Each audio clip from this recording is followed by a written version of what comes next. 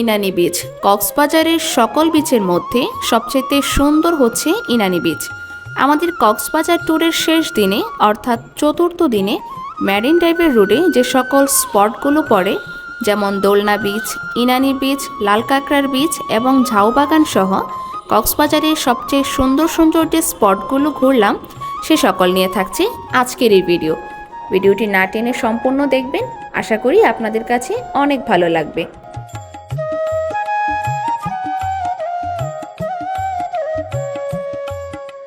আজকে হচ্ছে কক্সবাজারে আমাদের চতুর্থ দিন। আজকে আমরা চেক আউট করে আসলাম। এখন সবাই যাব আমরা ইনানি বিচে। তো ওইদিকে আজকে সারাদিন ঘুরবো, কারণ রাত্রে 9টায় আমাদের বাস। তো এখন আমরা 7 স্টারে আসছি, আমাদের হোটেলের পাশে একটা রেস্টুরেন্টে আছি। আমরা খাবার খেতে আসছি এখানে, সকালের নাস্তা। তো এখান থেকে খেয়ে তারপর আমরা বের হব। আমরা এখন মেরিন ড্রাইভের রোডে আছি।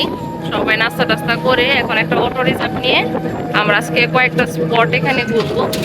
তো সবাই দেখতে পাচ্ছেন, এই যে এদিকে এটা হচ্ছে কলাতলি বিচটা। কলাতলি বিচের দিকে এই পাহাড়ের টিলা দেখুন কত বড়, বিশাল উঁচু উঁচু। এবং আজকে এত রোদ যে আমরা ঘুরতেই ভয় পাচ্ছি।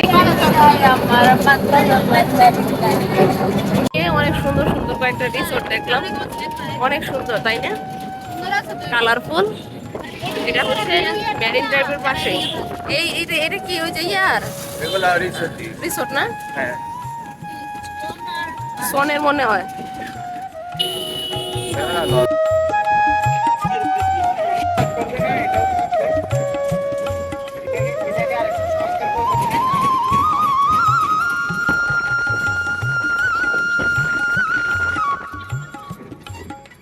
ভাড়া দিয়ে খাইতে নাও।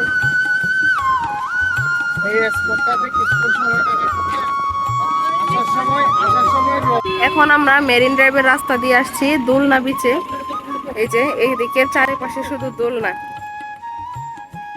তোমরা কি দোলনাতে উঠতেছো? ওয়াও, ইকরা মনি, ইকরা তুমি কিসে উঠছো? খেলনাতে উঠছো?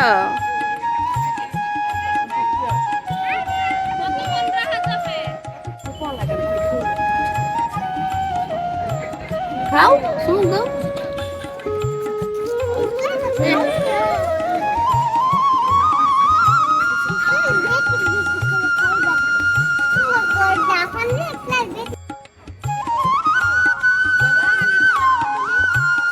দোলনা বিচ থেকে এখন আমরা আসছি ইনানি বিচে। এই যে এদিকে সব মার্কেট, সামনে বিচ।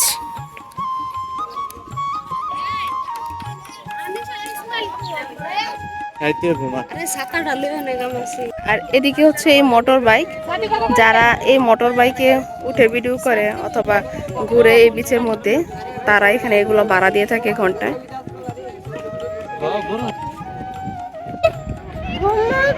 কি গাড়ির মধ্যে তুমি উঠবা কেন? ও আচ্ছা।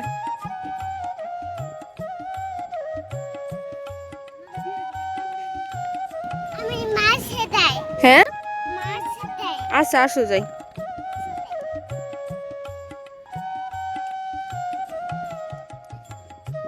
আসো।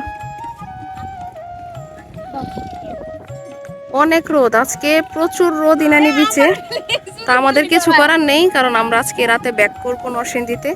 আমাদের এই রোদ্রের মধ্যে যা ছবি তোলার বা যা ঘোরার সব কিছু আজকেই ঘুরতে হবে। এখানে ক্যামেরা ভাড়া করে আমরা সবাই ছবি তুলতেছি।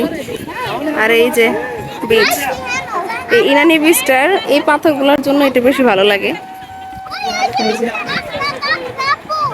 যেখানে পানি দেখে ওইখানে নেমা পড়ে।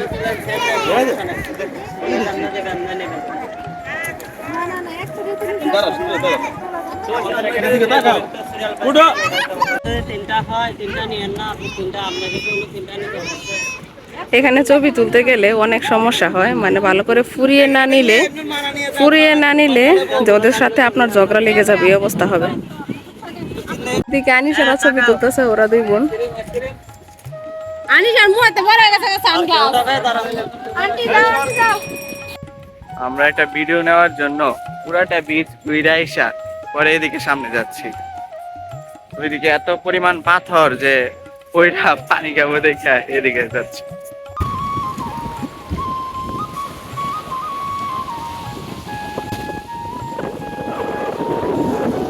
নিতে এত রোদ, মানুষের ডাব না খায় উপায় নেই।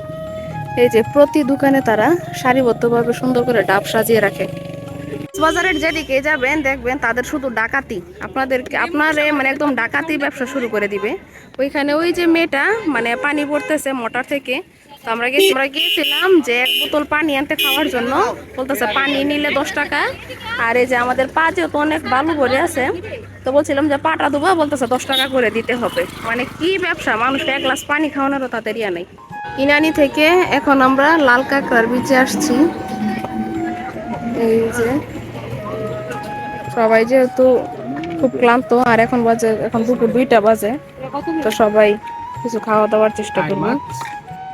ব্রয়লার মুরগি, গরুর মাংস।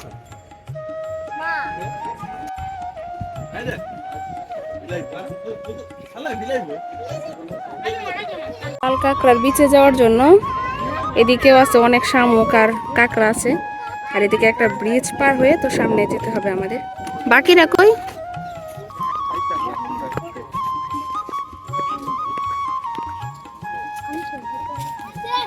এই সাইডগুলো অনেক সুন্দর না?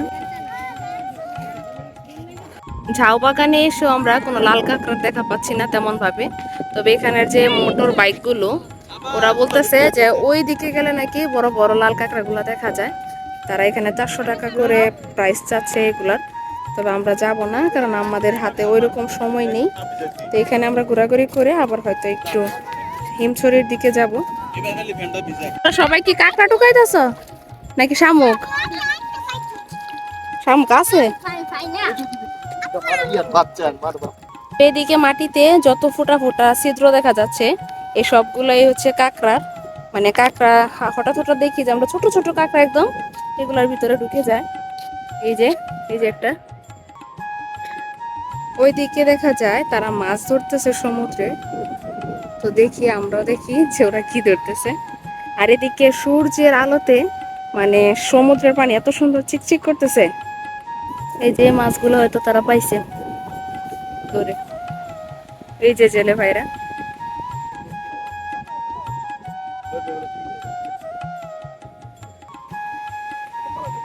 এই যে একটা কাঁকড়া, এই যে একটা কাঁকড়া। অনেক খুশি, এগুলো যে পানিতেই যায় এগুলো মনে অনেক খুশি। তুমি তো ভিজে যাবে।